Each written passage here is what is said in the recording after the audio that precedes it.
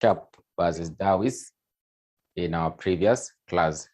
So I think we left at the bit where we were looking at the essentials of a valid meeting.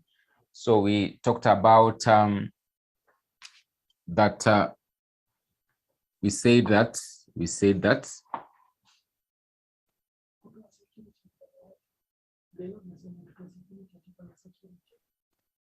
economic security.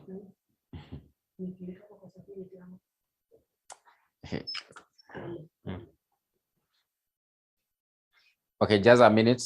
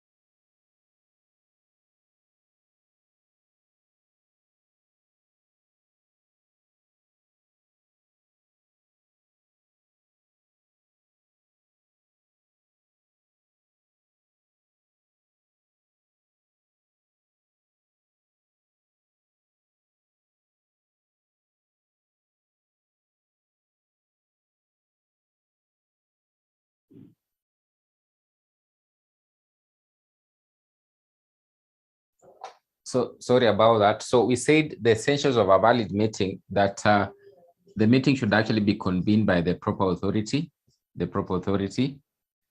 So number two, we said there should actually be what we call a notice. Number three, we said that there should actually be what we call a quorum. Number four, there should be a proper person as the chair, and we went into details with regard to these particular essentials. And the last one, which we are just to look at, minutes should actually be maintained. Minutes to be maintained.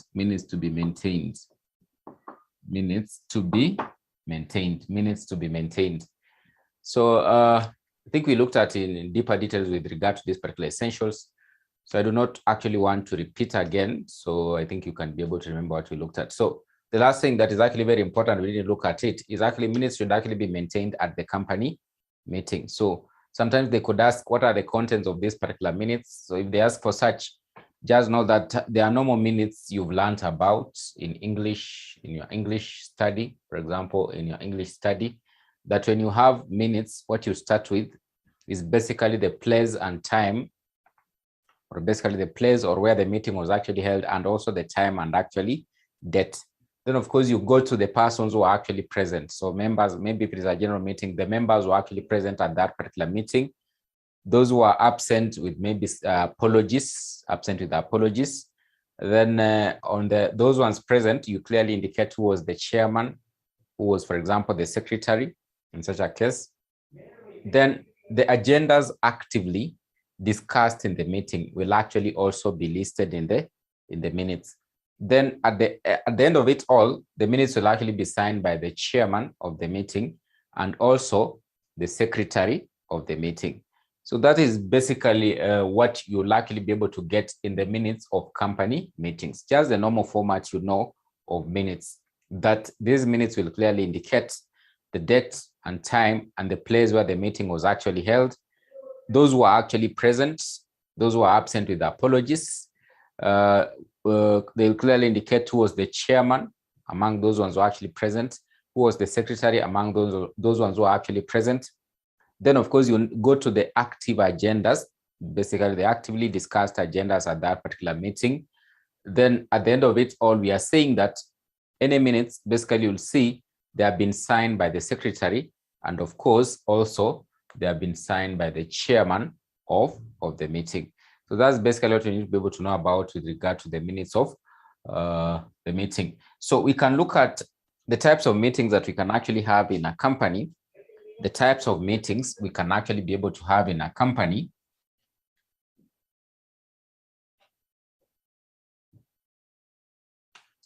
So we can have what we call an AGM, or in full, an annual general meeting.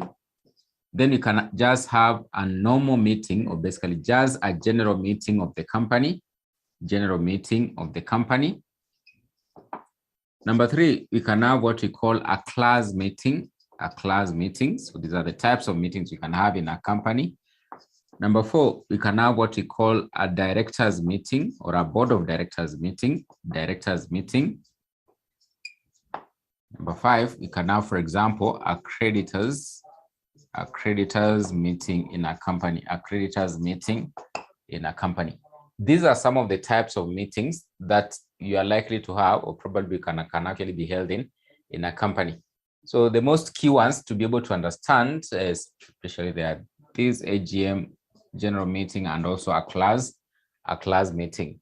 So when you talk about an AGM or an annual general meeting, it is a meeting that is normally held once each and every year by the company. So it is a meeting as per the requirements of the statute to be held once each and every year by the company. So as per the Companies Act, or as per the statute laws governing regulations of operations of companies, it is a requirement for a company to hold this particular meeting each and every year. So it is normally a meeting that is normally held once each and every year by the company. Another thing to know about the AGM, it is mostly held within a period of 6 months after the end of the financial year. So what are we saying? We are saying that this is a meeting that is normally held once each and every year by the company as per the requirements of the statute, or as per the requirements of the Companies Act. So if you look at the Companies Act, basically it requires that this particular meeting is mandatory to be held within a year, or in each and every year, the existence of the company. So we are saying that most companies prefer to hold it within a period of 6 months after the end of the financial year. So for example, if the financial year actually ends maybe in June, most probably this meeting will be held between July and actually up to the end of the year, which is actually December. If basically the end of the financial year of the company is actually December, probably this meeting will likely be held in January up to around June the coming year. So what are normally the active agendas? So this one I think we tackled in a particular question that was asked by one of our friends here, that what are the active agendas that are normally discussed at an annual general meeting? So what are the active agendas that are normally discussed at an annual general meeting? At the AGM, we said that at the AGM, so the agendas at an AGM,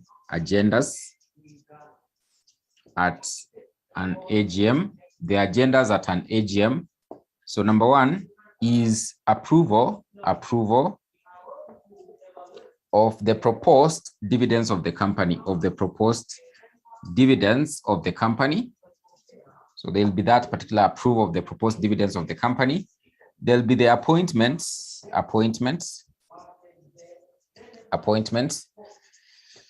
and removal of the company auditors. Then also there'll be the appointments and removal of the company directors, So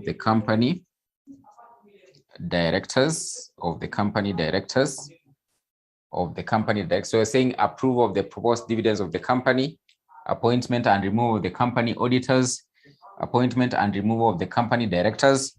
Then number 4, approval of the annual accounts of the company, approval of the annual accounts or books of accounts, approval of the annual accounts or books of accounts of the company.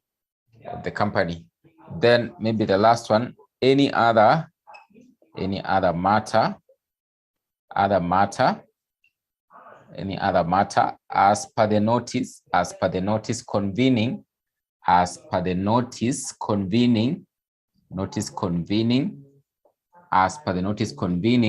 the annual general meeting. So they can discuss any other matter so long as it was actually basically among those particular agendas that were listed in the notice sent out by the company,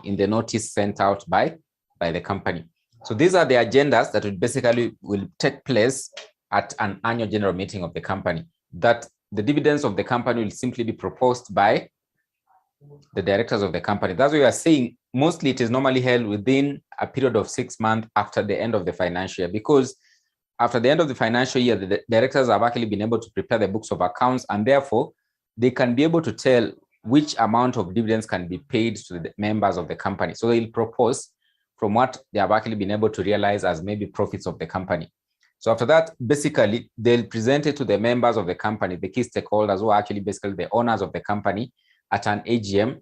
That's where basically now these particular dividends will actually be approved. So after that, the dividends can be paid to the members of the company. So dividends will most obviously be paid after an AGM has actually been held. So after the approval has actually happened at the annual general meeting. So appointment and removal of the company auditors. So the auditor will basically serve up to the end of the financial year and basically audit the books of accounts and present them to the members of the company. So who are the key stakeholders? So he safeguards the interest of these persons we are calling members of the company. So if the members deem fit that this auditor can actually continue to maybe carry on with these duties, or they can actually decide basically to appoint another person and remove this particular auditor. So it will actually only happen at the annual general meeting. So members are the key persons who will actually who have the rightful mandate to appoint an auditor in a company. So you'll discover this when we'll be looking at the topic of auditors, which we are almost going to cover. Maybe after 2 or 3 topics, we'll basically be looking at auditors in a company. You'll be able to understand who is an auditor of the company, and basically how does the appointment of an auditor actually happen in a company. So you'll see the key persons who are supposed to appoint an auditor in a company. The mandate basically normally lies squarely with the members of the company. So maybe due to certain circumstances, maybe it can be appointed in an acting capacity, maybe by the directors of the company. Then appointment and removal of directors. So the members also have a key say. So they are the persons who have the rightful mandate to appoint the directors of the company. And normally it actually happens at the AGM. Maybe under exceptional circumstances or under special circumstances, the board of directors can actually appoint a director in an acting capacity until the next AGM. Because you can't wait for the AGM yet, there's a vacancy in the board of directors, or basically a director who's supposed to be appointed to provide expertise to the board. So they'll basically appoint someone in an acting capacity until the next AGM. So they can't wait for the AGM. So it might take a long period of time, because this is only a meeting that happens once each and every year. So therefore, since you are saying this can only happen at the AGM, they won't wait for the AGM. They might actually decide to appoint a director in an acting capacity. But generally, the persons who have the rightful mandate to appoint directors in a company are normally the members of the company, or basically the owners of the company or shareholders at an annual general meeting. Approval of the annual accounts of the companies. Why have we said that this meeting happens at the end of the financial year? The books of accounts have been prepared, they've been audited by the auditor, and therefore now the members, who are the key stakeholders, who are the owners of the company, are the ones to approve these particular books of accounts. So it will basically happen at the AGM. That's why it happens 6 months after the end of the financial year. Any other matter they deem fit can be discussed at this particular AGM, and of course it has actually clearly been indicated in the notice convening the AGM, can also be discussed at the annual general meeting. So any other matter that is actually of importance to the company that is supposed to be discussed at the AGM can actually basically happen at the annual general meeting. But of course, these are the key agendas that will happen at an annual general meeting. So they could ask such kind of a question, and we saw it last time. So it can be tested in the exams. What are the agendas at an annual general meeting in a company, an annual general meeting in a company?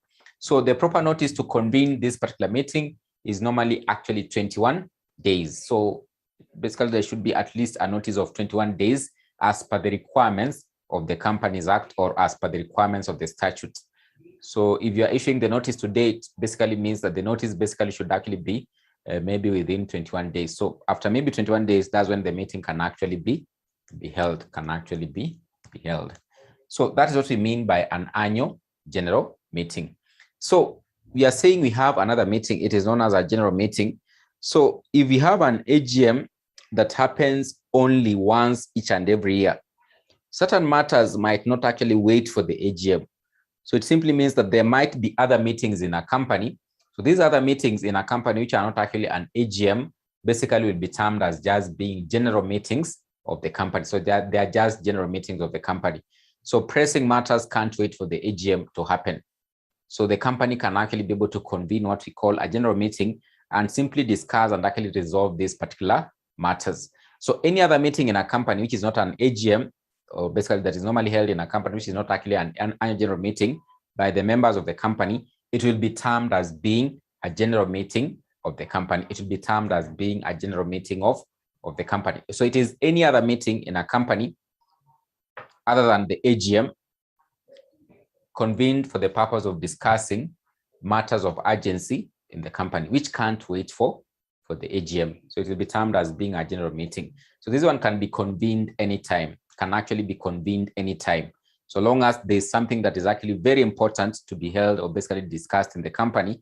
What the board of directors can actually be able to do is just to convene this general meeting and of course discuss the matters that are actually at hand in that regard. So any other item which is not among these ones can actually be discussed at the general meeting. So maybe you can say some of the matters could actually include, for example, change of articles. It can be discussed at the AGM. Change of the name of the company, it can be discussed at the general meeting of the company. So change of articles at the general meeting of the company can basically be discussed. Reduction of share capital can actually be discussed at the general meeting of the company. So long as it is any other matter concerning the company, which is not among these ones, can basically be resolved at the general meeting of the company. You can talk about share capital reduction, change of name, change of articles, change of the memorandum of association. We can be able to talk about petitioning, or basically seeking for a petition to basically recommend for the liquidation of the company by the members. It can happen at a general meeting of the company. So anything that is actually not among these ones can actually be discussed at the general meeting of the company. Any other matter or any other agenda that is of importance to the company can be discussed at the general meeting of the company, so long as it's actually not among these key ones, which must actually basically be discussed or actually approved at an AGM. That is what we mean by a general meeting. So it is any other meeting in a company which is not actually an AGM, to discuss any matter of urgency or any matter of importance which is urgent in the company. So it will be discussed at the general meeting, which can be called anytime during the year. Anytime during the year, it can actually basically be called by the board of directors for the members to be able to resolve matters concerning the company. Then we have a class meeting. So a class meeting, as I had explained previously, so it is simply a meeting that is actually held by members of a class of shares. So, and I emphasized on what is actually a class of shares. I explained it severally in our last class. So a class of shares is basically whereby we say shares of the same class if they have what we call similar rights. And of course, if you remember the topic of shares, we looked at different classes of shares. We said you can have ordinary shares, you can have preference shares. It simply means that the holders of ordinary shares enjoy what we call similar rights in the company. That basically they can decide as to how much they are going to get as dividends in the company. So at the AGM, they can decide how much they are going to be paid as dividends. So they are the persons who carry the main business risk, or basically carry the main risk for the business, So they are the equity holders. So they are entitled to basically, let's say, for example, all the residues of the company in case the company is actually liquidated. So when you talk about members being of a class known as ordinary shares, we mean they have what we call similar rights. So a class of shares is simply where we are talking about a class of shares is simply where we are talking about those shares having what we call similar rights. So shares that have similar rights will be of the same class. If it is preference shares, the holders of these particular shares will have what we call similar rights. So when we talk about a class meeting, it simply means that it is a meeting, let's say, for example, that has been held by all the ordinary shareholders of the company. So they have not actually involved the other shareholders in other classes, like maybe, let's say, for example, preference shares. So if those members who hold preference shares in a company hold a meeting, it will be termed as being a class meeting. So mostly they might hold a class meeting, and maybe their key agenda could actually basically be to vary the rights of the members of that class of shares, because you are seeing they enjoy similar rights. So sometimes the rights can actually be varied by the company, and the company can't just vary the rights without having consulted these members of this class of shares. Or in short, they have to ensure that the company has to ensure that the members of that class of shares have been able to approve of the variation, have actually been able to approve of the variation. So when you talk about variation of class rights, so it is important also you understand it, because you are saying it can happen at a class meeting. It can happen at a class meeting. It can happen at a class meeting. Variation of class rights. Variation of class rights. It can happen at a class meeting. It can happen at a class meeting. So variation of class rights. Variation of class rights. So what we mean by this, so as we've said, that members of the same class of shares will enjoy what we call similar rights. So if it is preference shares, they are saying it is 6% preference shares. It simply means that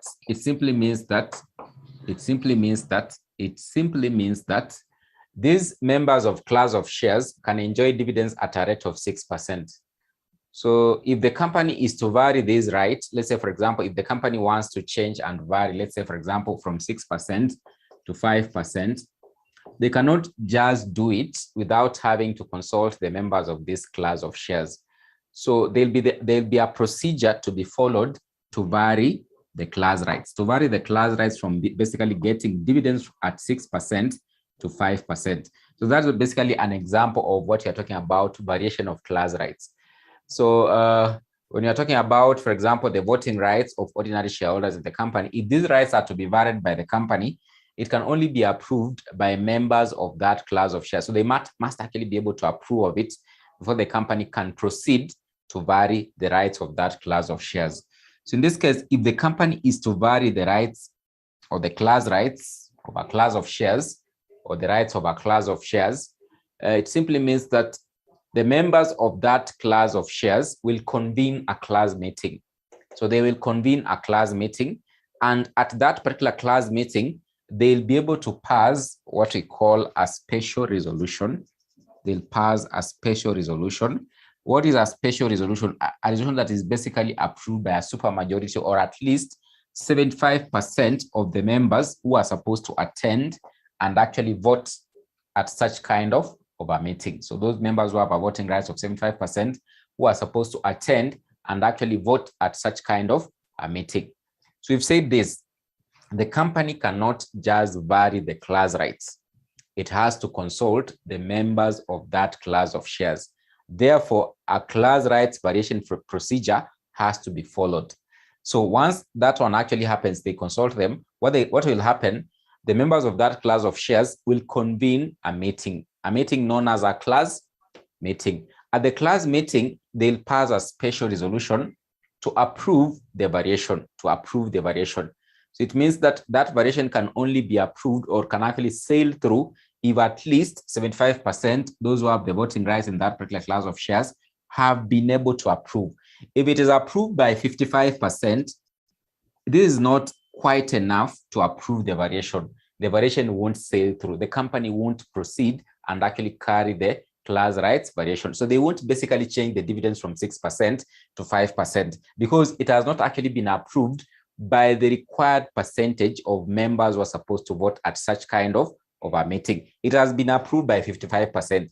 It is not the super majority required because you are saying it requires a special resolution. 55% is still majority, but of course it is not enough majority to approve such kind of a resolution.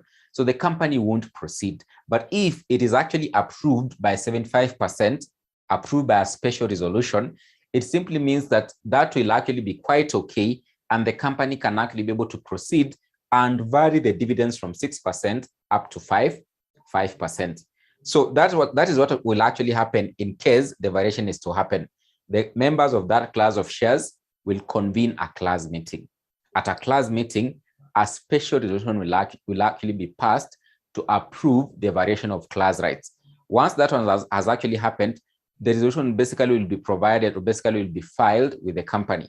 Then once the company gets that particular approval of members in that particular class of shares, they can proceed and do the variation of the class rights. So that is what will actually happen. So however, those basically who are actually minority members in that particular class of shares, so at least 15% can object. You can see 75% have approved, but of course you are remaining with a minority of 25%.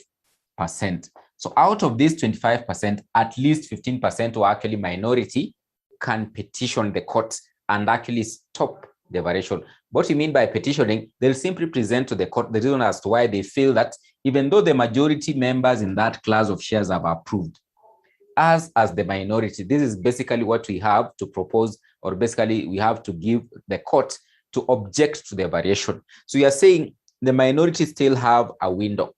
Because 75% have approved, you are remaining with 25% who are actually minority. They still have a window to basically stop the variation. How do they stop the variation? They petition the court. When you talk about petitioning the court, they provide evidence to the court as to why they are objecting to the variation of dividends from 6% to 5%. So basically, the court will look at that particular petition. Why are they objecting to that variation of dividends from 6% to 5%? So if the court basically sees the petition to basically be valid, the court will basically give out an order to stop the company from varying the class rights. So once basically they have petitioned and they have won in a court of law, the court can give out an order to stop the variation from 6% to 5%. So maybe the majority in that class of shares have colluded to basically now vary the rights of the members in that particular class of shares, but the minority still have a window. What is the window? The window is they can be able to petition the court and of course object to the variation. If the court deems fit, they can actually basically be able to give out an order to stop the variation of class rights. Once that one actually happens, the company won't proceed to do the class rights variation. So hope you've gotten it very clearly, because they could test in the exam, what is the procedure of variation of class rights? The teacher has said that before the company varies the rights of a class of shares, they have to consult the members in that class of shares. The members in that class of shares will convene a class meeting. At the class meeting, they'll pass a special resolution. What is a special resolution? A resolution that must actually be approved by at least holders of voting rights of 75% in that class of shares. Once that one has actually happened, the resolution will basically be presented to the company, and the company can actually be able to proceed and do the variation of class rights in that class of shares. So the teacher is saying, for example, to vary the dividends from 6% to 5%, the company will proceed. However, the minority in that class of shares, still have a window to object to the variation. How do they do it? This is how they'll do it. They'll petition the court. When you talk about petitioning the court, they provide evidence to the court as to why they don't want the rights to be varied. If these reasons they give the court are valid, the court basically will object, or basically will give out an order the company not to proceed with the variation of class rights. If that one actually happens, it simply means that the minority in that class of shares have won, and therefore the court won't reduce the dividends from 6% to 5%.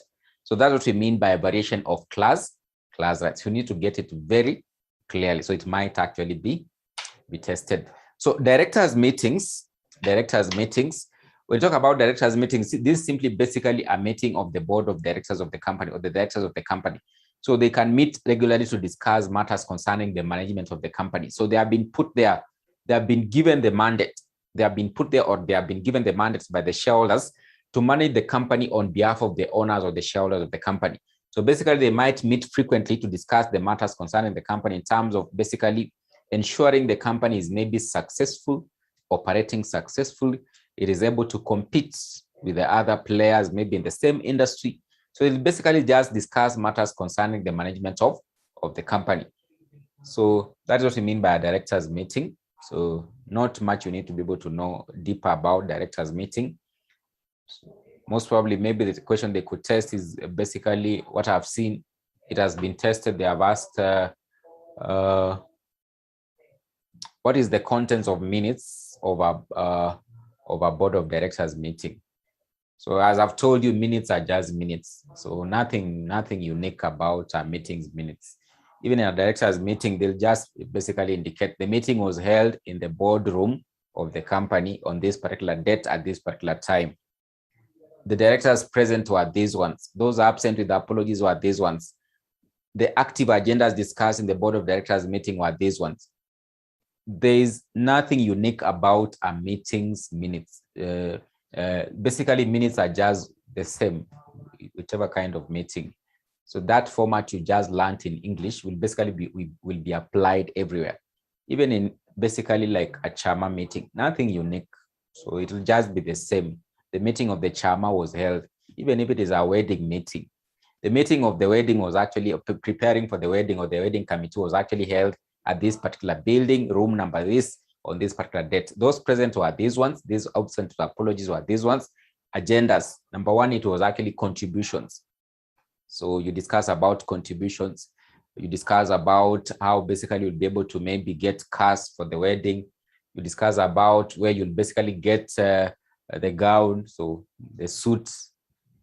So such kind of matters will basically be. So minutes are just minutes. Don't think that board of directors minutes are very unique. So if they ask for the contents of a board of directors meeting minutes, just indicate those ones. So where it was held, place and time, those present, those absent with apologies, active agendas, and of course it will be signed by the chairman and the secretary of the meeting. Creditors meeting, it is a meeting of the creditors of the company. So most probably maybe they could meet to discuss matters concerning them as creditors, so whether they are being treated fairly by the company, or maybe basically they are meeting to propose that the company be liquidated, or they are going to basically meet and actually appoint a liquidator for the company,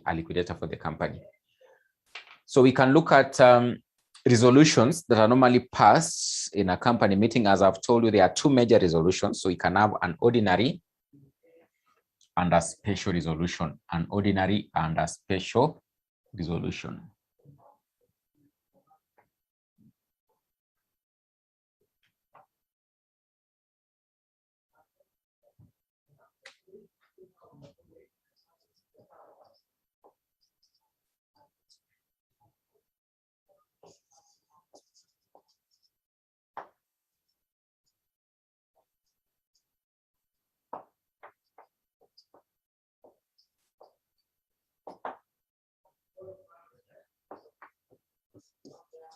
When you talk about resolution, these are simply decisions that are normally undertaken or basically approved at a company meeting. So they are simply basically decisions that are normally approved at a company meeting. So when you talk about an ordinary resolution, it is simply a resolution that actually requires what we call a simple majority to approve. A simple majority simply means so long as it is 50% plus, 50% plus is quite enough to approve such kind of a resolution. So an ordinary resolution is one that will be approved by a simple majority. A simple majority, we mean 50% plus. A special resolution is one that the teacher has talked about, for example, under that case of class meeting, that requires a supermajority of basically at least 75% of the voting rights, or members who hold the voting rights of at least 75% to be able to approve such kind of, it is one that requires at least members who hold voting rights of 75%, of at least 75% to approve.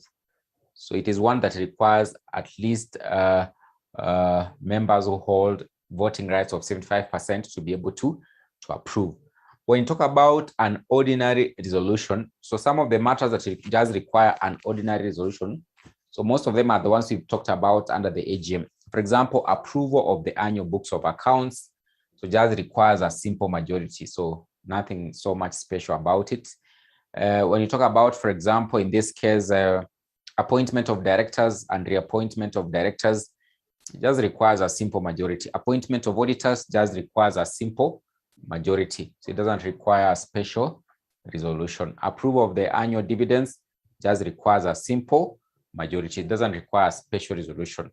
So those ones that require a special resolution include, for example, change of name. So change of name requires a special resolution. Share capital reduction, share capital reduction, share capital reduction. We can be able to talk about change of articles of association, change of articles of association, change of memorandum of association, change of memorandum of association, change of memorandum of association. We can talk about mergers, mergers. You can talk about acquisitions, acquisitions, matters to do with acquisitions of the company, acquisitions of the company, acquisitions of the company, winding up of the company. You can talk about winding up of the company or liquidation, winding up or liquidation, winding up or liquidation, winding up or liquidation, winding up or liquidation.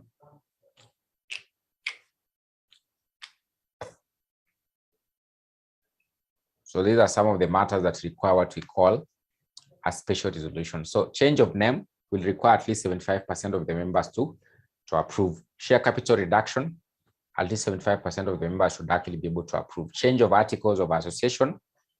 So when I mention articles at this particular point, you should actually be understanding what is an articles of association. It is simply the constitution of the company, or basically a document containing the rules that actually govern the internal affairs of the company. It is known as the articles of association. Memorandum, it talks more about the company to the outside world. So it basically has what we call the name clause, objective clause, and all those other clauses, like, for example, share capital clause. Mergers, if the company is to merge with another company, it must actually be approved by at least 75% of the members of the company. Acquisitions, if the company is to be acquired, or basically be acquired or purchased by another company, so it must actually be approved by the majority of, super majority of the members.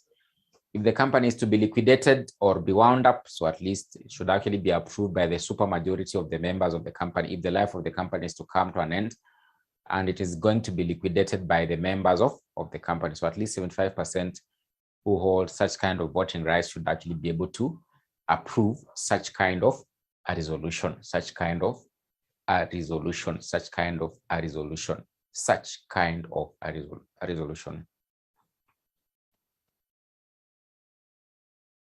So that is the end of this topic.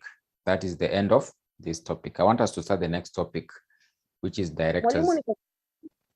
Yes, you have a question. When you talk about 75% of the majority, I'm not getting you clearly. I don't know. I'm not getting you clearly. Unanipata sasa? Yes, now I can get you. Speak audibly. Okay. So when you talk about 75% of the majority, yes, do you mean they hold 75, like their vote, the number of shares they own, the number of people in that meeting should be like 75%? They have a voting right. What I mean, they have a voting rights of 75%. Per person.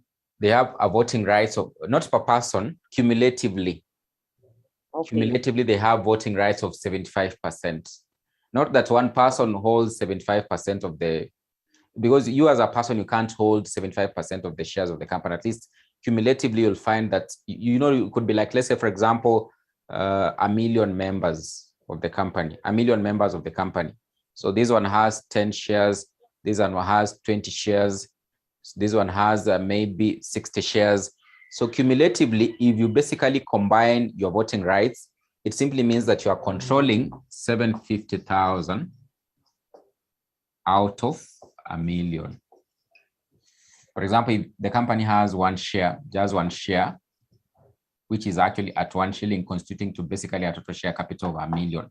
So it simply means that those who are controlling at least 75%, 750,000 cumulatively, if you combine those members' voting rights, you'll find that they are controlling 750,000 out of a million.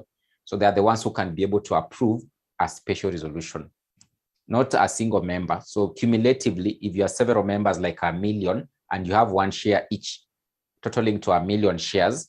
So those who are controlling 750,000 shares out of a million shares. So they are controlling 75% of the voting rights. So they can be able to approve a special resolution. Okay, thank you. I hope I'm clear on that. Yes, thank you. Sawa. I have a question too. Yes, you can ask. Under the special resolution that the requirement or circumstances under which special resolution can take place. There's that question that is in the past papers last year. Yes. Explain 7 requirements necessary for the passing of a special resolution. So I thought for this question, for the requirement, one requirement, I think it is the 75%. So maybe if you can just highlight on the other requirements, that's one. And then let me just have a look at the question. You said the question is in the last sitting. Let me just September 2021 question. Just read the question again. It says, the question reads, explain 7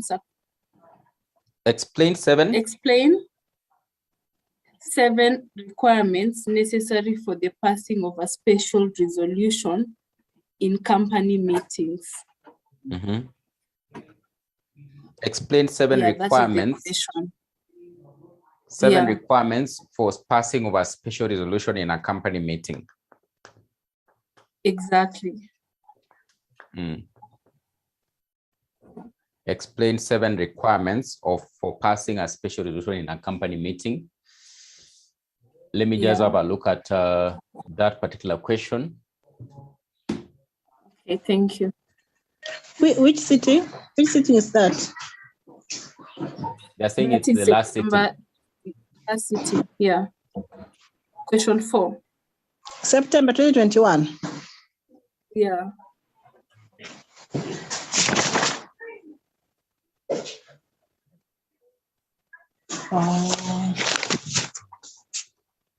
Yes, September. Explain 7 requirements necessary for the passing of special resolutions in a company meeting.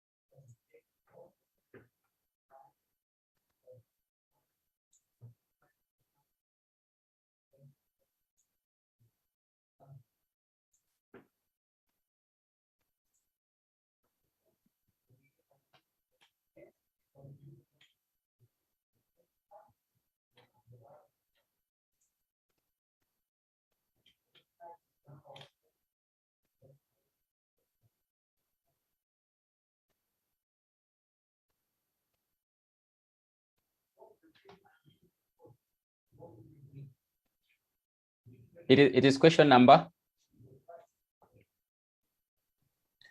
Question number 4B. question number 4B. Yeah. And also if we may look at part C of it.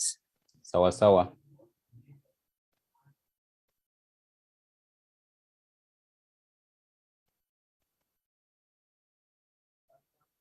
So explain 7 requirements necessary. Explain 7 requirements necessary for the passing of a special resolution in company meetings. Explain 7 requirements necessary for the passing of a special resolution in company meetings.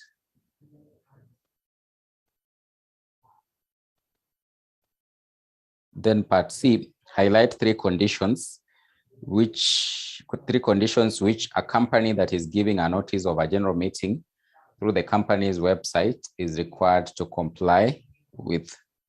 So the requirements that a company is giving a notice through the company website is required to comply with.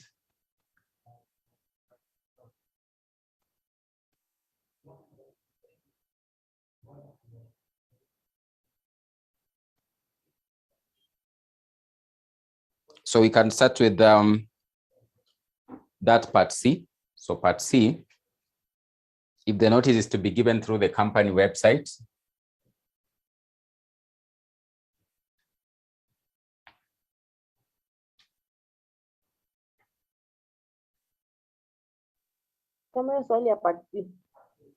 you're saying?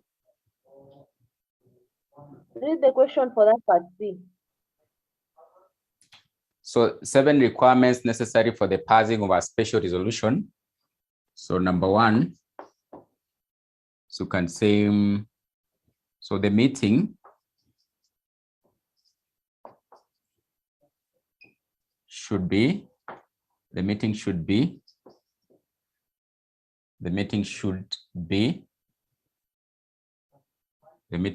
convened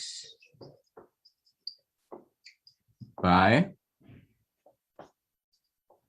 the proper authority. Then number 2, the notice convening the meeting. So this part B, the notice convening the notice convening the meeting. The notice convening the meeting should indicate. The notice convening the meeting should indicate that a special resolution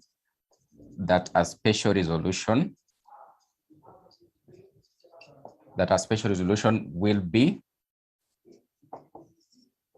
passed at the meeting,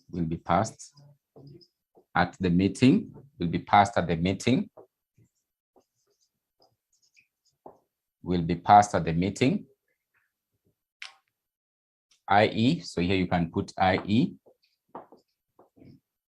the board of directors.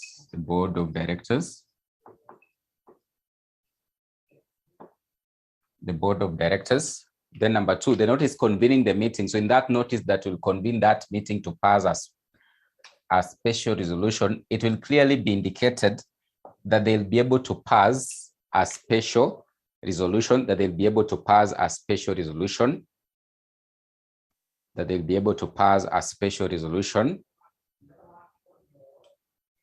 Then number 3, the matters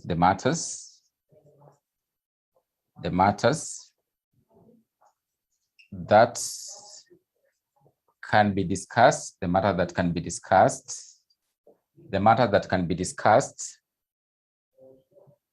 or you can simply say the matters that can be approved,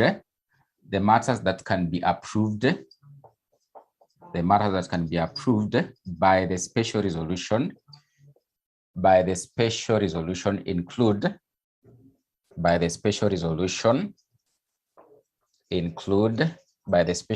include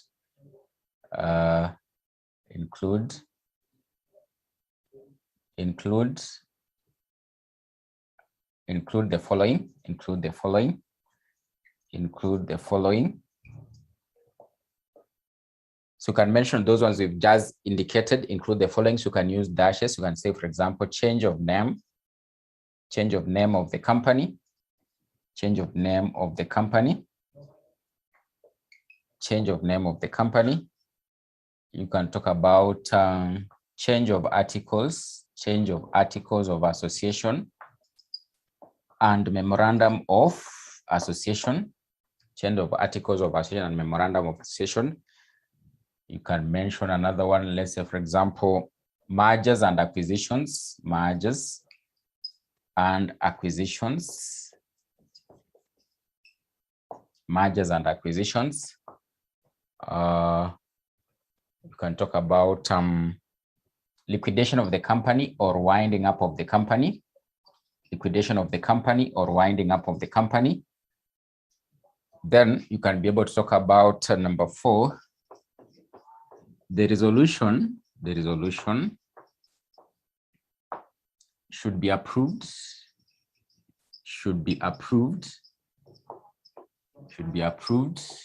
by members holding at least 75% of the voting rights of the company, and have a right to attend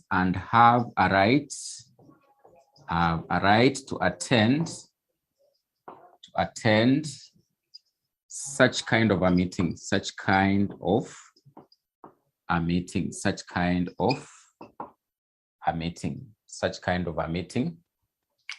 you've said the meeting should be convened by the proper authority to pass the special resolution. So the meeting that is passing that particular special resolution should actually be convened by the proper authority. Then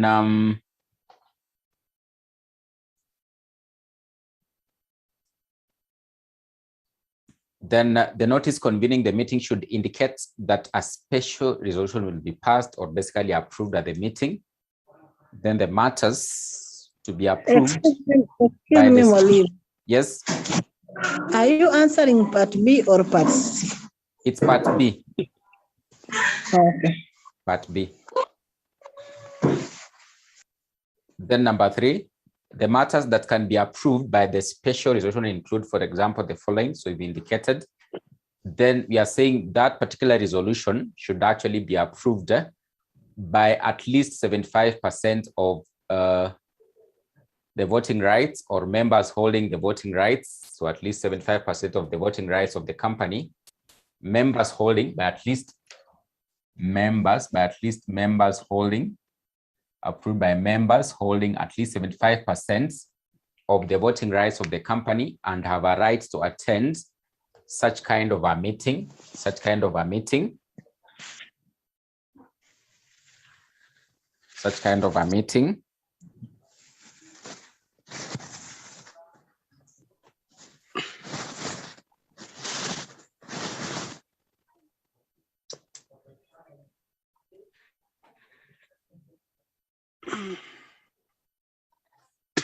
Mwalimu, can you also talk about the minority, the 15% not petitioning the resolution?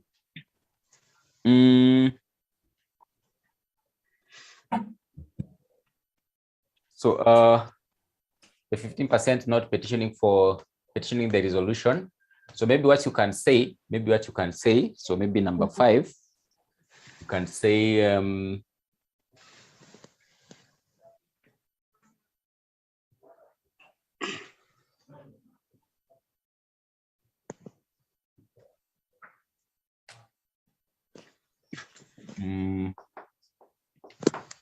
so maybe what you can be able to say, if it is a class meeting, so you should clearly indicate if it is a class meeting, if it is a class meeting,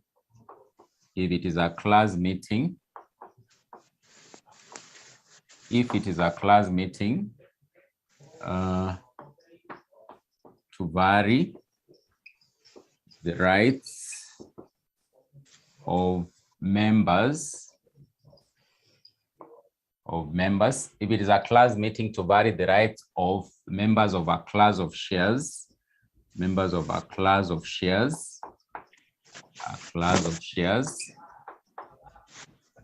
class of shares, the resolution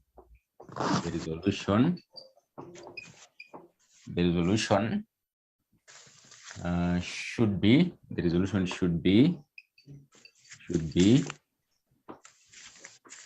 approved. It should be approved by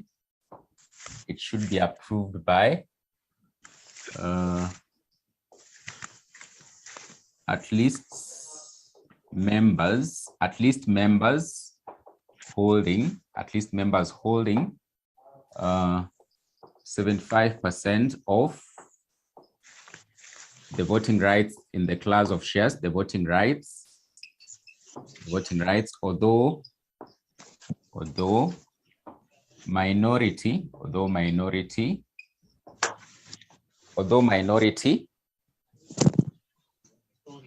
don't know if you've been able to write this one. Although minority, you can say although minority members holding at least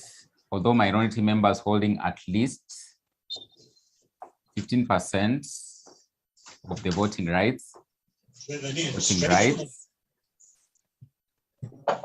can petition the court object to the variation, object to the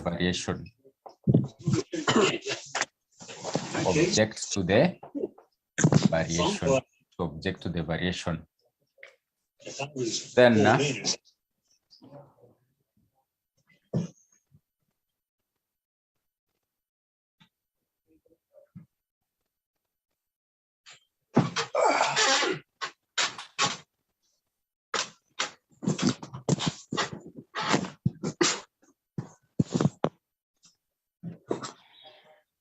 was risky. She made the deception, lunging in at least one boot. There's someone making noise. You can mute yourself. You can just mute yourself. I think it's Simon.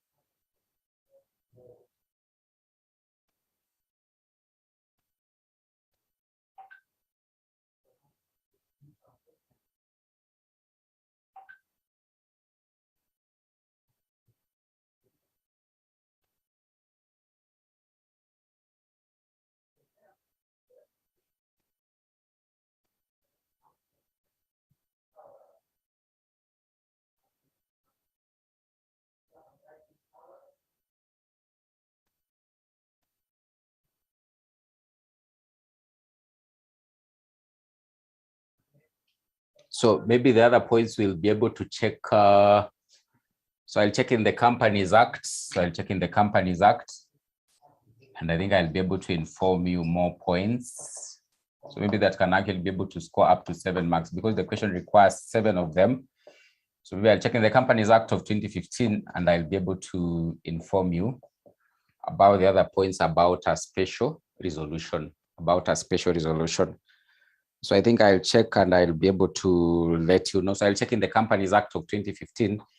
What are the other requirements with regard to a special resolution? Alternatively, in your free time, you can actually also be able to check before, maybe you can check before me, I check. So you can check the Companies Act, but I'll still check and actually be able to provide the other requirements with regard to special resolutions.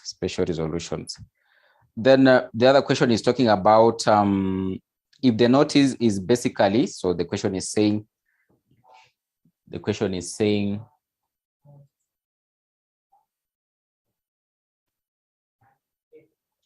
talking about, so highlight 3 conditions which the company that is giving a notice of a general meeting, through a company website is required to comply with, So maybe we can be able to provide the answer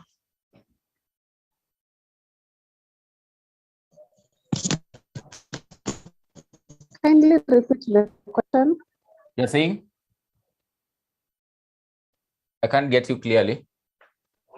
Repeat the question. You have said the conditions. question.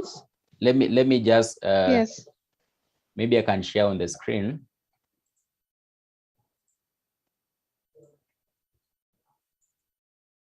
So the question is here. It is question number 4C.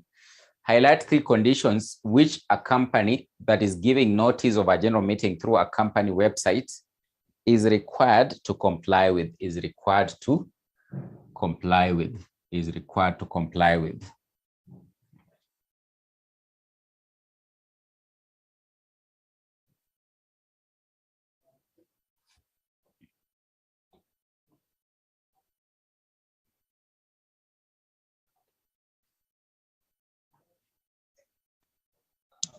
Okay, thank you. So the first one, so maybe you can write. So you can say the notice should be of at least, the notice should be of at least 21 days as per the requirements, as per the Companies Act, as per the statutes, or the Companies Act, as per the statutes or the Companies Act. The number 2, the notice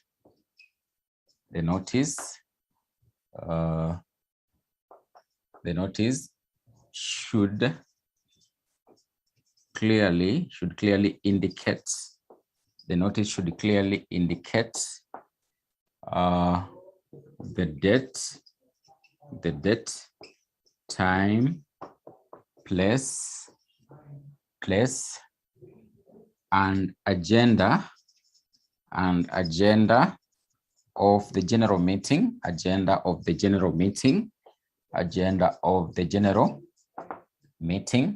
So the notice should clearly indicate the date, time, place, and agenda of the general meeting. Then the notice should be signed by an authorized director or the company secretary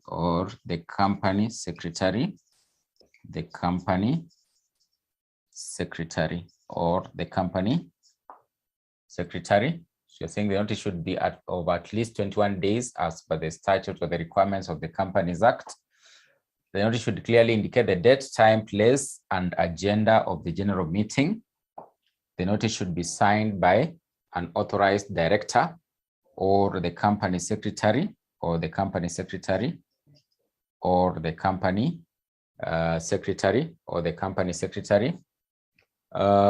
The next one, the notice, there's something I forgot to tell you about. The notice should be accompanied. The notice should be accompanied by a proxy form,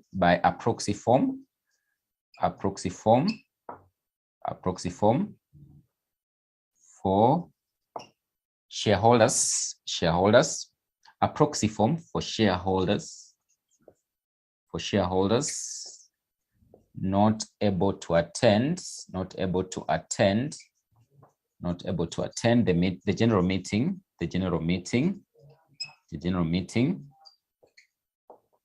to appoint a representative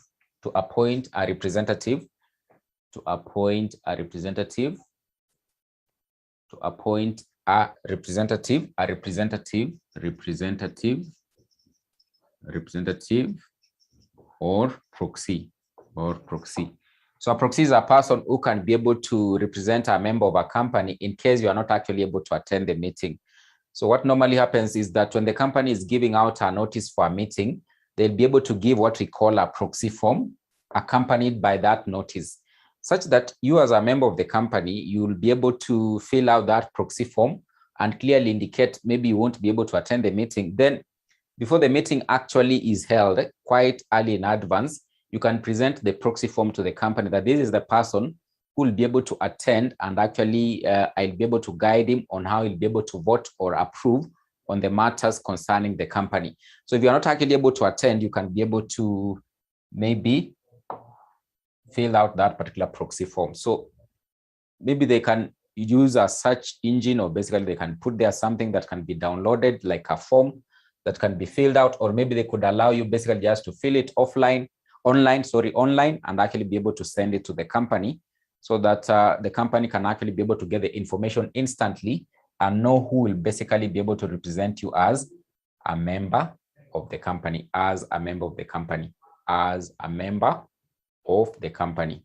So that is basically what the company should actually be able to ensure in case they are basically giving out that particular notice. So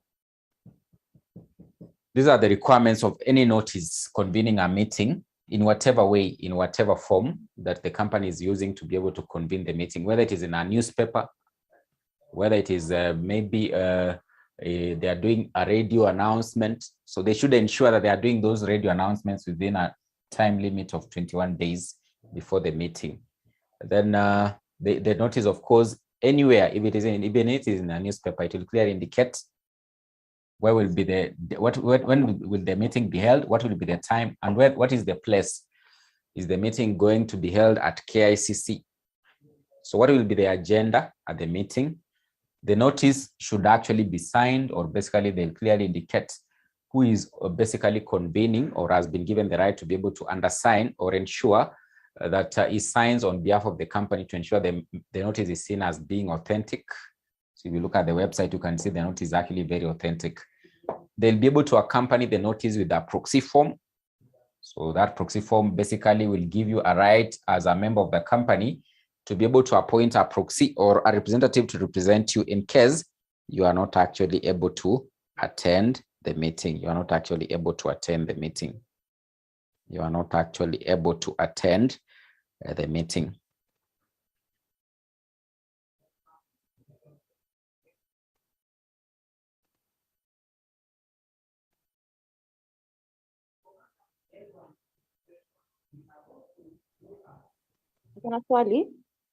Yes, you have a question.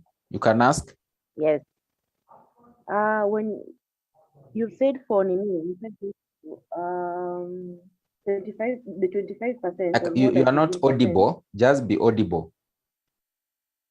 The 15% can petition for objection for verification of Nini of shares, Indio. Variation of class rights. Can petition for variation of class rights, yes.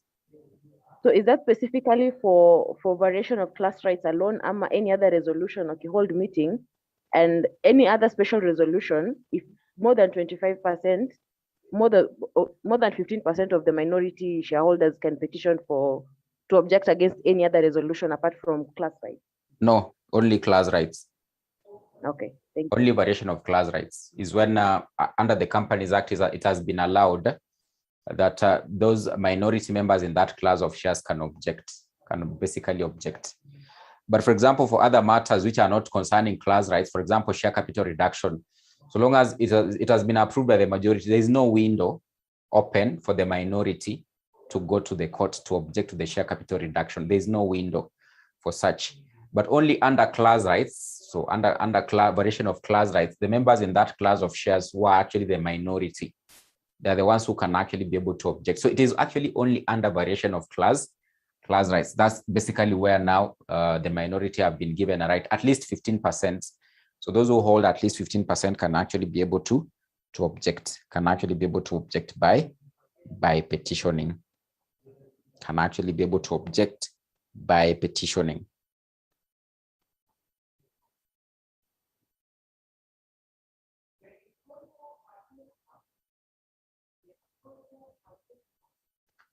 So I think we can proceed unless there's another question you've come across.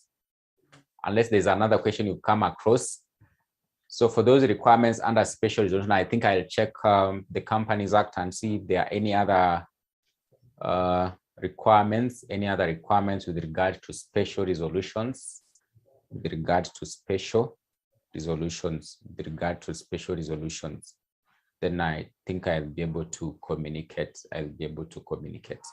So I think we can start the next topic. We can start the next topic of directors. We can start the next topic of directors.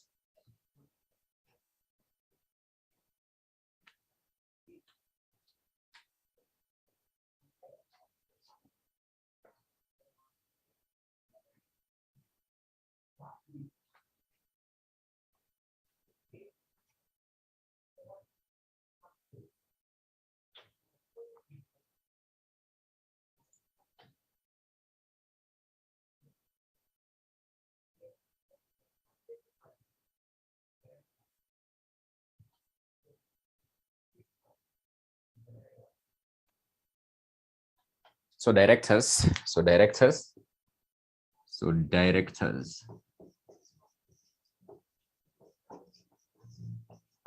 So what you need to know under this topic is who is a director of a company, who is a director of a company, who is a director of a company, who is a director of a company, then appointments of directors, appointments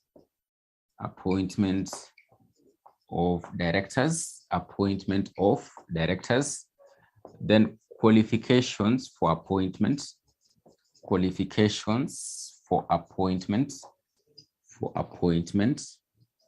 qualifications for appointments, then disqualification from office, disqualification from office as a director, disqualification from office as a director, from office as a director, disqualification from office as a director, then duties of a director, duties of a director. The other key thing to be able to know under this topic.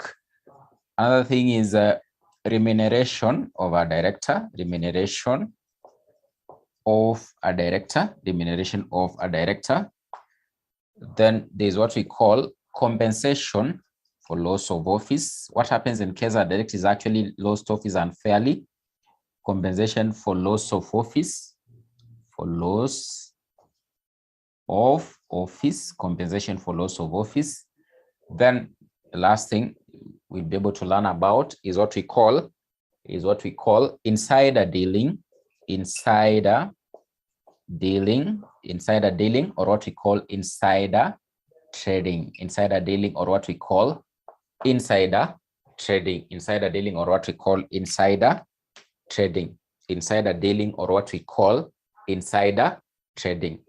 So when you talk about a director of a company, so a director of a company is any person who can be seen to oversee the overall management, or basically the overall management of the company, or oversee the overall operations of the company.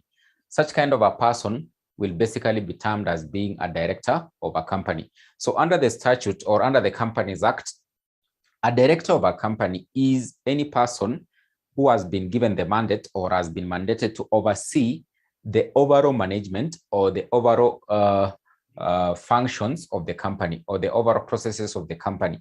Such a person will be termed as being a director of a company. So it simply means that in certain places, this person might not actually be having this particular title we are talking about, a director. But so long as this person can be seen to oversee the overall management, or basically the overall oversee the overall processes of the company, such a person will actually be termed as being a director of a company.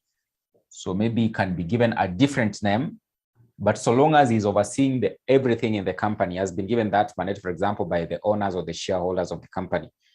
And even if he doesn't have this particular title, a director, under the law or under the Companies Act, such a person is normally termed as being a director. So the title is not actually important as per the law or as per the Companies Act, so long as the person is overseeing the overall operations of the company. Then under the law or under the Companies Act or the statutes, he can be recognized as being a director of a company. Another thing to note is it doesn't matter whether it is actually in an acting capacity all those actions by the director, the company can actually be held responsible or culpable. So in such a case, the director will act as an agent of the company while the company is the principal. Even if it is actually in an acting capacity, those actions that were taken by the director will basically be presumed that they were being carried out while him or her, he was actually a director of the company. So it doesn't matter whether it's actually in an acting capacity or actually not, so long as basically you are in that office and you are actually overseeing the overall operations, then under the law, you'll actually be recognized as being a director of a company. That is what we mean by a director. So we've said the key point to note here, the title is not important. Under the Companies Act, a director is defined as any person who is actually able to oversee the overall management or the overall processes of the company, overall management or the overall process of the company. Such a person under the Companies Act or under the statute will be termed as being a director, will be termed as being a director. That is what we mean by a director. So as you can be able to realize, the company won't just function. So there must be some managers there, those top guys, so they'll be termed as being directors. They should be there to oversee the functions or management of the company.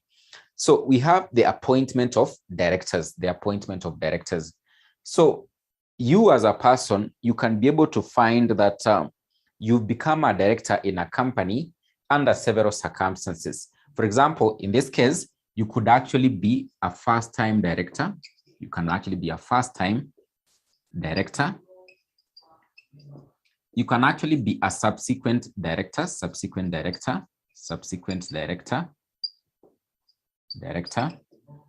You can actually be an, you can be able to say an associate director, an associate director, an associate director. You can be an alternate director. You can be an alternate director. You can be maybe become a managing director. You can become a managing director in a company, a managing director. In other places, this person will be known as the chief executive officer, the chief executive officer. These are basically you can find yourself being a director of a company. What we mean by first-time director, for example, when we are looking at the topic of formation of companies, we say that the promoter of the company or the person forming the company will simply propose who will be the first-time directors of the company. Who will be the first-time directors of the company? Who will be the first-time directors of the company? So in such a case, on formation of the company, you can find out that you've basically been proposed to be the first-time director of the company. In this case, it simply means that you're actually appointed, like, for example, by the promoter of the company on formation of the company. Alternatively, you can become what we call a subsequent director. So these subsequent directors will actually be appointed at now that AGM we are talking about. Remember, on formation, there is no AGM that has actually happened. So it simply means that the promoter has to propose, because when you're registering the company, for example, if it is a private company, it is mandatory under the law, the company should have at least one director. If it is a public company, it should have at least 2 directors. So where will you find these directors? Yet the company has not actually even existed for a year to basically have an AGM. You must actually be able to propose as the promoter of the company. So in this case, they'll propose Kezia as the first-time director. So that's how Kezia will become a director of a company. Then subsequently, what will happen in the company, now the company is actually in existence, has been formed. Subsequently, they'll hold an AGM and of course decide that maybe Kezia can continue to serve as a director, or they can remove Kezia from actually being the director of the company. So what normally happens, or what we normally say, the persons who have the rightful mandate to appoint a director in a company are the members of the company. But of course, you can see under that particular circumstance on formation, the AGM has not actually been held. So it simply means that this particular director can actually be appointed by the promoter. So the members will take their rightful mandates as per the Companies Act to appoint directors at the first AGM, or they'll appoint what we call subsequent directors of the company, subsequent directors of the company.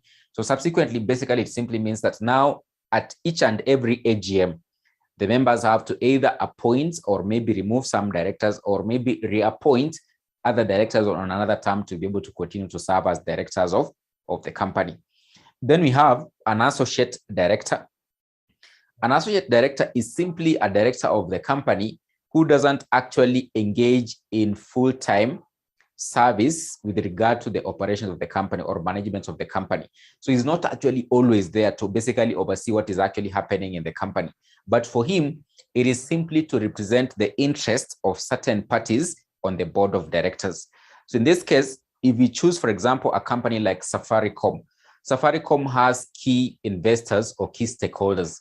The government of Kenya has an interest in Safaricom. Vodacom as a company has an interest in Safaricom. Maybe Vodafone also has an interest in Safaricom. So you might find that Vodafone has actually been able to appoint a director to serve on the board of directors of Safaricom. This guy is basically just representing the interest of Vodafone as a company. So he will be termed as being an associate director. So it is simply a director who basically represents the interest of certain parties on the board of directors. Such a director does not actually basically engage himself in the full-time management of the company. So he basically maybe just attends the board of directors meetings from time to time. So he'll actually be known as an associate director. That director appointed by Vodafone to sit on the board of directors of Safaricom will basically be termed as being an associate director. So you can be able to find yourself being a director in a company as an associate director, and that is what we mean by an associate director. We can have an alternate director. Something can actually happen, something can actually be able to happen, something can happen. So repeat the meaning of a first-time director. A first-time director is that director who will actually be appointed by the promoters of the company. At this particular point, when I mention a promoter, you should actually be able to understand who is a promoter. Under formation of companies, we indicated, or basically we clearly said, a promoter of a company is someone who basically undertakes to form a company and set it up as a going concern or to exist for the foreseeable future. Formation of a company is a process. A company does not just come into existence from anywhere. It is a process. That process is normally undertaken by the promoter. One of the duties of a promoter is to propose who will be the first-time directors of the company. So those first-time directors of the company are the ones who can be appointed by the promoters of the company on formation. Because most obviously, when you are going to register your company, the register of companies basically require, for example, if it is a private company, you have at least one director. If it is a public company, you have at least 2 directors. Where will you get these directors? Yet you've not actually even held the first AGM. So you can just propose as the promoter that these persons are the ones who will basically be the directors of the company. So the first-time directors, so we are saying in this case, for D, you can actually be able to become a first-time director by being proposed by the promoter of the company. Alternate director. Who is an alternate director? An alternate director, you might find that sometime maybe there's a director who is serving on the board of directors who is not actually able maybe to even attend the board of directors meetings, maybe due to certain circumstances, maybe illness, or maybe he's basically out of the country to engage in other matters. So it simply means that he's not actually able basically to attend the board of directors meetings. He can actually be able to appoint someone to be able to represent him or to sit in for him while he's actually away, or maybe on medical leave, or maybe due to illness or due to other factors, he's not actually able to come for the board of directors meetings. So it simply means that he can actually appoint someone to represent him on the board of directors. That particular director will be termed as being an alternate director. Managing director or chief executive officer. So this one mostly will actually be appointed by the board of directors. So they'll be able to choose someone who has expertise or knowledge on how he can actually be able to manage the affairs of the company. This one is the one mostly who will be engaged in the full-time management of the company. So that's why in most company structures, you'll see at the top, there's the board of directors, then there's a link here, an MD, then down here, you'll find, for example, financial managers, human resource managers, marketing managers. So you'll basically just sit under the managing director. So he'll simply act as a link between the company's operations and, of course, the board of directors. So you'll be able to sit on the board of directors and, of course, maybe get the strategies the board is basically coming up for the company to be implemented. Then it's basically sent out in the company now to implement the strategies as the managing director. So he'll still basically sit on the board of directors as one of the directors of the company and act as a link between the board of directors and the company itself. In other places, he's not known as a managing director. They'll call him a chief executive officer. So this is basically how you can become or find yourself being a director in a company. Those are some of the ways of how you can become a director in a company, So appointment of directors, as we've said, that's how it can happen. Maybe you can be a first-time director. You are actually appointed by the promoters. You can be a subsequent director. Maybe you're appointed by the members at the annual general meeting. You can be an associate director. You can actually basically be an alternate director or maybe be a managing director. But of course, the key point here, the teacher is actually stressing, is that the persons who basically have the rightful mandates to appoint a director in a company are normally the members of the company, because members are putting their directors to be able to manage the company on their behalf, because they are not there always as investors or owners of the company to run their affairs. So therefore, they'll be able to appoint persons to manage the company on their behalf. So simply, they'll be able to appoint directors to oversee the functions or basically operations of the company. So members of the company are the ones who basically have the rightful mandate to be able to appoint a director in a company. That's why even under meetings, we've said in the annual general meeting, there'll basically be the happening of whereby we are having appointment, reappointment, or removal of directors at an annual general meeting, So what are the qualifications? What are the qualifications before you can become a director of a company? What are the qualifications? There are normally just 3 key qualifications. Number 1, you must have attained the age of majority, that is 18 years. Number 2, basically, you must have taken up what we call qualification shares. Then number 3, you must have not basically been declared to be bankrupt. So bankrupt means basically you're not actually able to meet your obligations. And of course, your creditors have actually been able to go to the courts. So your assets basically have maybe been taken up by a receiver who basically has seized them on behalf of your creditors. So you have to pay for all your liabilities. So if the court declares you to be bankrupt, it simply means that you are not qualified to be appointed to be a director in any company. Then of course, also if you've not attained the age of 18 years, you won't be appointed. So you're saying the qualifications, you must have attained the age of 18 years. Number 2, you must have not been declared to be bankrupt by a court of law. Then number 3, you must have taken up what we call qualification shares. What are qualification shares? Qualification shares, this is what we mean by qualification shares. What we mean by this, we are saying that when Kezia basically becomes a director, either as a first-time director or basically as a subsequent director, Kezia must actually be able to take up some shares in the company as per the requirements, for example, under the model articles. So it simply means that when you become a director of a company, it is a requirement you take up some shares in the company. So we say that financial prudence requires that when you become a director in a company, you take up some shares or you become a part owner. Because in this case, if you are making decisions, basically you are making them on behalf of all the shareholders of the company. So for you to make prudent decisions, then you must be a part owner. You must be one among those ones you are making decisions on your behalf. So when you become a part owner, basically you are likely to make prudent decisions, because in this case, you'll just be like the other shareholders. So you must actually be able to take up what we call qualification shares, which should actually be taken up within a period of 60 days, or sometimes we say 2 months, 60 days, or sometimes we say 2 months. So kindly repeat the meaning of first-time directors. I think I've repeated. Could you repeat on the meaning of qualification shares? Could you repeat on the meaning of qualification shares? Qualification shares are shares that must be taken up by a director, basically when he's actually appointed as a director of a company. So a director of a company will be required to take up some shares in the company. He must actually become like a part owner of the company. So those shares he takes up will be known as qualification shares. So they are normally shares taken up by a person appointed as a director of a company.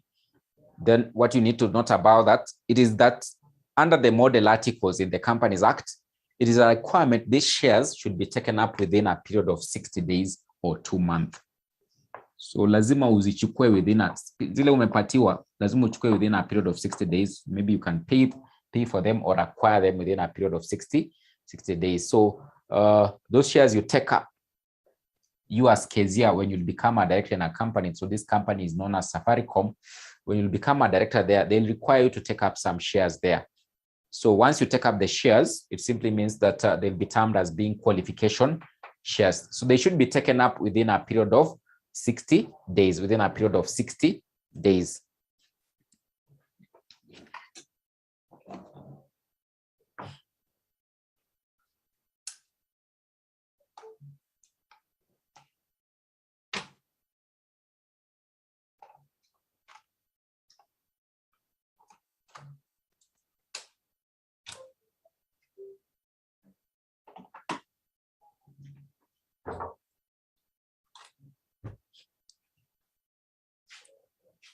So that's what we mean by qualification shares. So if you look at those particular requirements, so education is not actually a major requirement for you to be appointed a director, but of course, some directors, basically they require some form of expertise or maybe some experience you've served elsewhere before you can actually be appointed to be such kind of a director, especially this one, managing director. So the managing director of Safaricom, he has worked for very key companies across the world. So they look for expertise sometime before they can actually appoint you to become maybe a certain director, because in this case, they just want you to bring in expertise on the board of directors. But of course, education as per the Companies Act, it is not a major requirement for you to be appointed as a director of a company. So even when you are seeking for registration of a company, if you want to become a director, they won't ask you that what is your level of education. It is not important for you to become a director in a company. So they are just those three. So you've said you've taken up the qualification shares, you've actually been able to attain the age of the majority, that is 18 years. So then you've not been declared to be bankrupt.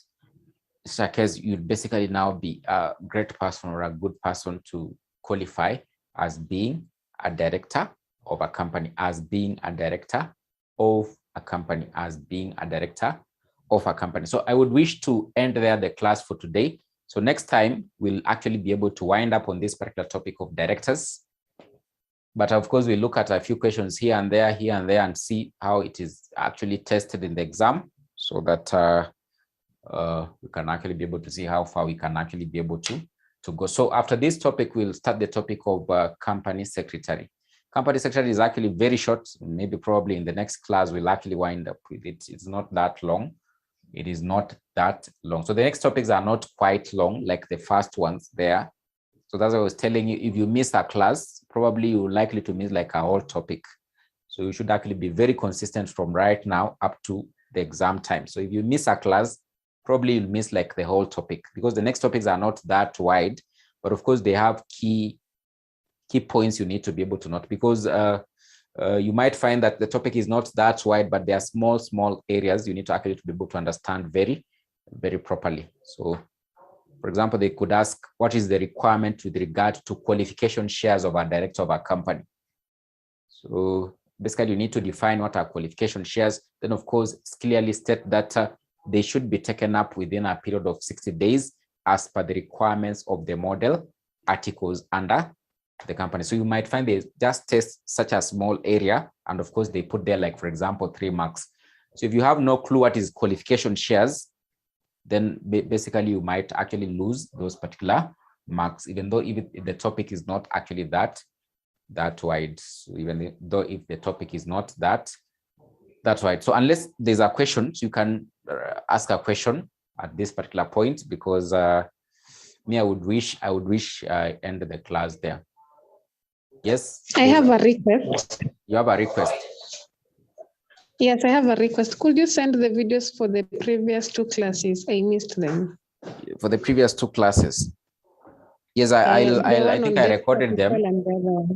I recorded them, but I recorded them. So what I'll do, I'll tell the guy who normally compiles the videos to share with me. Then I can be able, I'll push for him to be able to share with me. Then I think I'll share. I think I'll be able to share. Probably let me see this weekend if he'll be able to provide me with the videos. Because most of the time I'm not in the studio, so just once in a while. So, but I'll talk to him to give me the links. Then I can assist maybe those ones who are not actually able to attend. So what you do, you remind me, you can just inbox, you remind me, because I might forget. Just remind me so that also I push for the video to be shared with me. Then I can share the link with you. Okay, thank you. Mwalimu, even this one, I joined in a bit late. You joined in, this is Winnie. You joined in late. Yes. So I think this one also will be, the good thing I've recorded from the start. So I think I'll also ask for the link to be shared with me. Then I can share. All right, thank you. Edna has a question.